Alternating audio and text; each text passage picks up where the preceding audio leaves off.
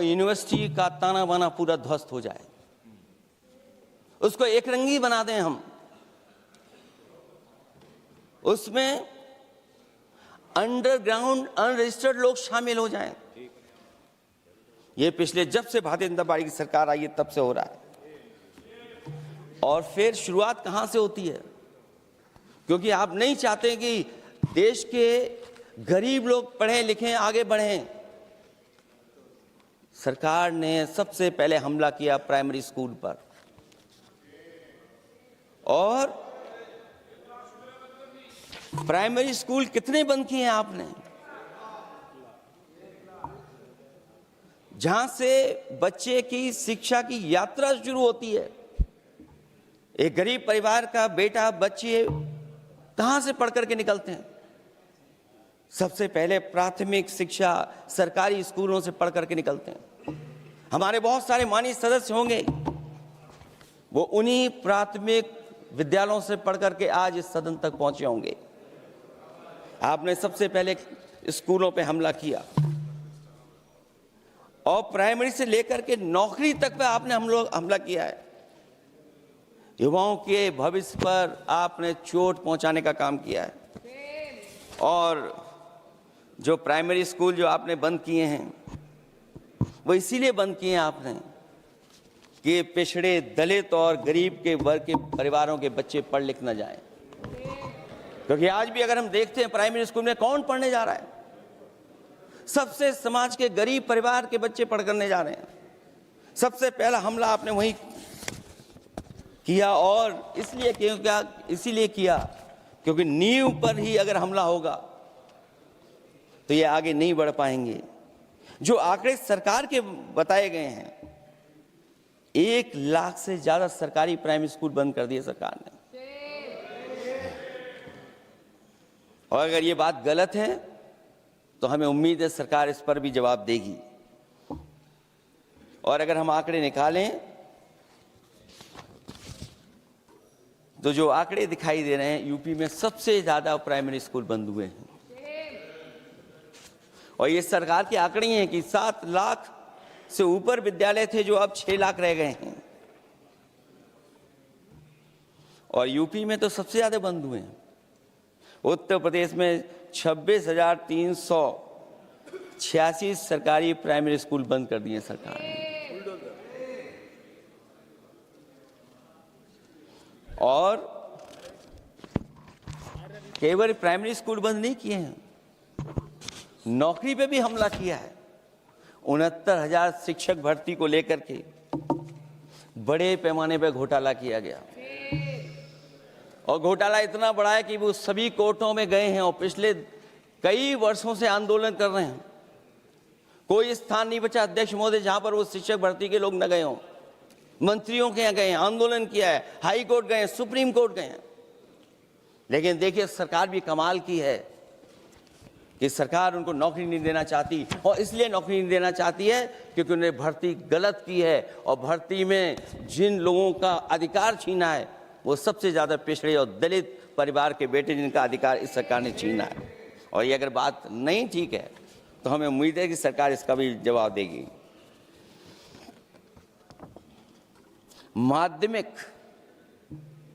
स्कूलों को भी बंद किया जा रहा है, और बड़े पैमाने पे स्कूल बंद हुए हैं। और जो बोर्ड की परीक्षाएं लीक हुई हैं, पूरे देश में बड़े पैमाने पर बोर्ड परीक्षाओं के पेपर लीक किए गए हैं। अध्यक्ष महोदय, हम जानना चाहते हैं कि आखिरकार 10वीं और 12वीं के पेपर लीक क्यों हो रहे हैं? 10वीं और 12वीं के पेपर लीक क्यों हो रहे हैं? इसके लिए अगर कोई सरकार के पास जवाब हो तो बताएं।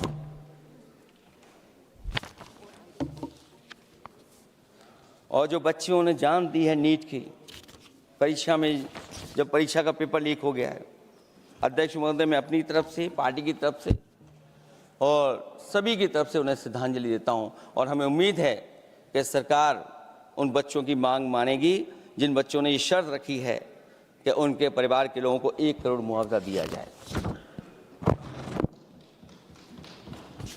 जब उच्च शिक्षा में जिस तरीके से भर्ती हो रही है, अध्यक्ष महोदय, जो उच्च शिक्षा की भर्ती है, उसमें जो अपॉइंटमेंट हो रहे हैं उनके बारे में तो क्या चर्चा करें, कि जब संस्था पे सबसे ऊपर बैठा व्यक्ति ही अन्याय करेगा तो पूरी संस्था में अन्याय होगा। जब से ये सरकार आई है, जो बड़ी बड़ी संस्थाएं हैं, उन सब संस्थाओं में एक रंगी लोगों को बैठा करके उन संस्थाओं को ध्वस्त करने का काम कर रहे हैं, और न केवल उन संस्थाओं को खराब कर रहे हैं, बल्कि अध्यक्ष महोदय, उत्तर प्रदेश में एक स्वतंत्र सेनानी, उनके नाम पर यूनिवर्सिटी बनी, मौलाना जौहर यूनिवर्सिटी। यूनिवर्सिटी बनकर के तैयार हो गई। इन्होंने कोई सरकारी यूनिवर्सिटी नहीं बनाई, और अगर कोई प्राइवेट यूनिवर्सिटी बन भी गई है तो उसको भी हथौड़ा लेकर के तोड़ने की तैयारी कर रहे हैं ये लोग। ये नफरत की राजनीति कहां लेकर के पहुंचा देगी। और जब से बीजेपी की सरकार आई है, तब से नफरत की राजनीति और दूसरे लोगों के साथ किस तरह का व्यवहार हो रहा है, उन्हें कहीं भी न्याय तक नहीं दिला पाई सरकार। और जब नौकरी की बात आ जाए तो अध्यक्ष महोदय, अग्निवीर भर्ती में भी जो हर साल में कितनी भर्ती होती थी, कभी 80,000 भर्ती हुआ करती थी, अब भर्ती केवल 10,000 हो पा रही है। आखिरकार अध्यक्ष महोदय, सरकार नौजवानों की पढ़ाई और नौकरी पे हमला क्यों कर रही है, और नौकरी पे हमला क्यों हो रहा है? जब आप ये कहते हैं कि हमारे नौजवान हमारी डेमोग्राफिक डिविडेंड बन करके आए हैं, कहीं यही नौजवान हमारी आपदा न बन जाए, इसके बारे में भी सरकार को सोचना चाहिए। और मैं ये जरूर कहना चाहता हूं कि अध्यक्ष महोदय, अगर शिक्षा अच्छी होगी, परीक्षा सच्ची होगी, तो तरक्की भी पक्की होगी। और ये तरक्की नहीं चाहते हैं, इसीलिए शिक्षा पर और परीक्षा पर हमला कर रहे हैं। मैं इन्हीं शब्दों के साथ अध्यक्ष महोदय आपका धन्यवाद देता हूं। और जो बिल लेकर के आए हैं आप, बिल तो 24 में भी लेकर के आए थे आप, जो 24 में बिल लेकर के आए थे, उसके बाद नीट परीक्षा का पेपर लीक क्यों हो गया, ये आप बता देना मंत्री जी। आपको एक कानून बनाने के बाद दूसरा कानून बनाना पड़ रहा है, ये क्या वजह है? और आपको मंत्री जी का स्वागत इसलिए करना पड़ रहा है कि आपको संकट से बचा लिया। और अगर अखिलेश जी तो समाजवादी है। मैं पूछना चाहता हूं कि छात्रों का आंदोलन के बाद सरकार उनका बात सुन के पार्लियामेंट में बिल लेके आता है, ये अच्छा है, या जो आंदोलन होता है तो उसको कुचलने के लिए देश में इमरजेंसी लगा देता है, वो अच्छा? आप बता दीजिए।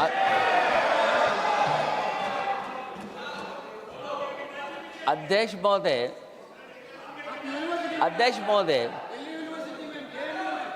महोदय, मैं इमरजेंसी को तो नहीं देखा हूं, लेकिन इमरजेंसी में क्या क्या हुआ है वो अभी दिल्ली की राजधानी में भी देखने को मिल गया है।